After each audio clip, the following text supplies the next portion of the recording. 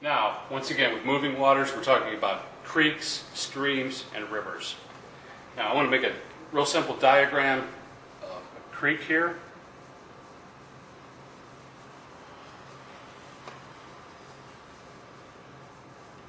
This particular creek is going to have a tributary, maybe an arm or two.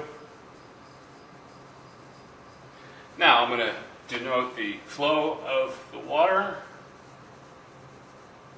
Let's say it flows in this direction, and maybe there's a little island right in here.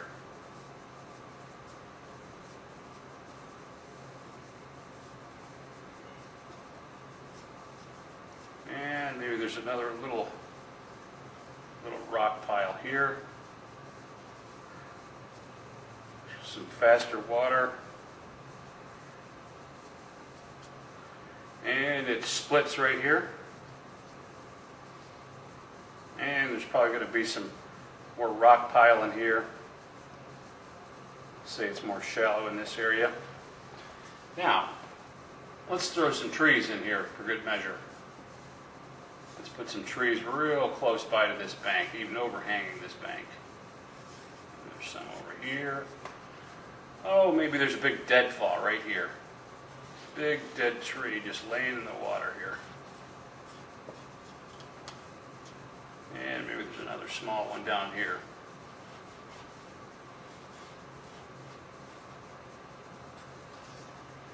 And down here, we'll say this is a high bluff on the edge. It overhangs a little bit, and it probably overhangs on this side too. More likely on the outside than the inside, but we'll put it on both sides here. Maybe that bluff goes all the way around. Maybe that's real steep all the way around there. Would make sense because of the way the water would flow through here. It would probably wash out quickly and create an undercut, what's called an undercut or a bluff right there. Now, if you were going to target a creek like this, you probably want to walk to this side of the bank and start working your way down along with the river flow. Some obvious spots is to begin working. You want to start to cast between the point of this island here and the inside of this cover. You want to target this area here. Walking a little further down, we want to cast between this side of the island and we'll say this tree right here or a clump of trees right here. You want to pinpoint that area right there. This is a little bit deeper in here. Just let it set there and continue to walk down. Now, in where these deadfalls are, this would be tricky. Seeing this ahead, this might be a good place to cross if it were safe to do so. Let's say it is safe to do so. So let's just go ahead and cross the creek here. Then you want to walk down here. And you want to shoot right into the deadfalls. Now remember, this water's moving. So in order to control your bait, you're either going to have to cast up here and let the bait drift down, and then you're going to have to hold it stationary, which is easier said than done. Or you can use a weight. Now if you use a weight, you have to be careful that you don't cause too much commotion. You might want to choose a happy medium there. And what I mean by that is choose a weight that is just heavy enough to sink to the bottom and not heavy enough for the velocity of the stream to carry it. The current will pick up the weight and throw it right into the deadfalls. You don't want to do that. You don't want to get tangled up into this mess here. So, in fact, it might even be better to forego this area altogether because you might have problems with that. It depends on the type of lure. You have to experiment. If you don't mind experimenting, you might lose a few lures, but then again, you might catch a trophy fish.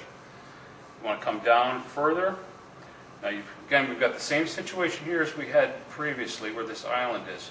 You've got this rock pile here in midstream. You've got these deadfalls on the other side, on the other bank, opposite of where you're fishing.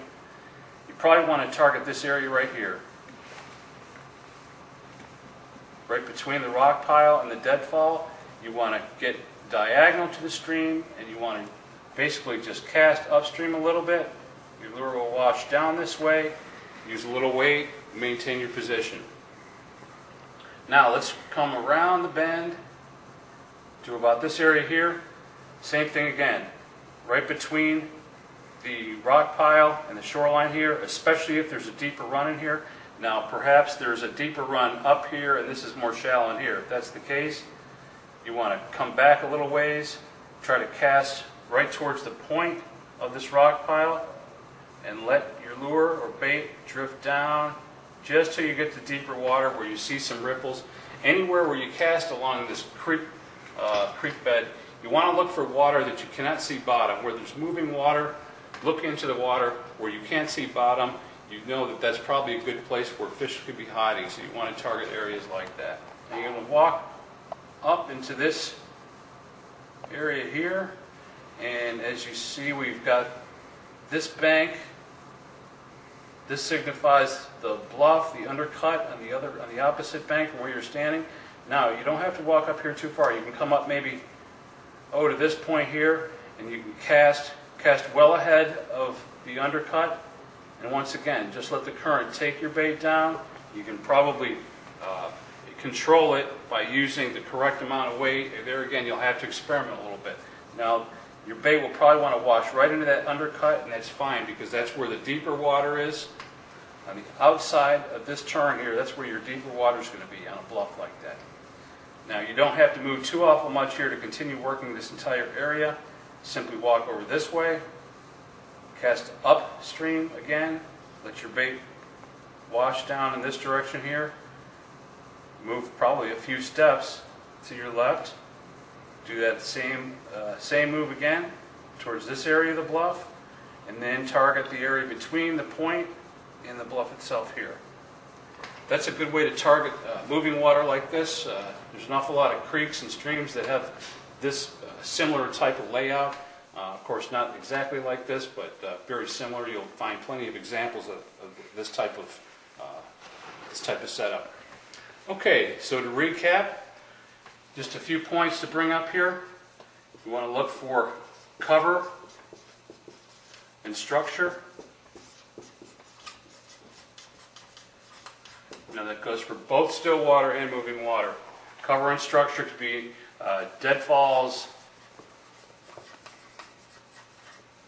anywhere where you've got submerged rock piles, riprap, that sort of thing. Now, cover comes in many forms. Comes in the form of docks, can come in the form of a boat itself. A boat pulled up to a dock, especially if it's been sitting there for a while. You want to target cover. On sunny days, you want to target the shady side of cover. Sunny days, think shade. Think about what you want to do on days where it's real hot and you want to cool off, you want to find the shade. Fish want to do the same thing. Sunny days, fish the shady side of cover.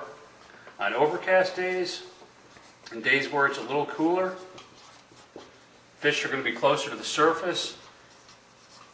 You don't want to start fishing on the surface, but you want to look for them closer to the surface. That goes for most species of fish. So basically you're going to fish cover and structure the same way, whether it's still water or moving water. You want to target deadfalls, rock piles, and riprap. Just real quick, the basics: sunny days, fish the shady side of the cover. Overcast days, you can fish closer to the surface. Well, that's our show for today, folks. I hope you enjoyed it. I'm Eric with the Country Lifestyle. Have a great day.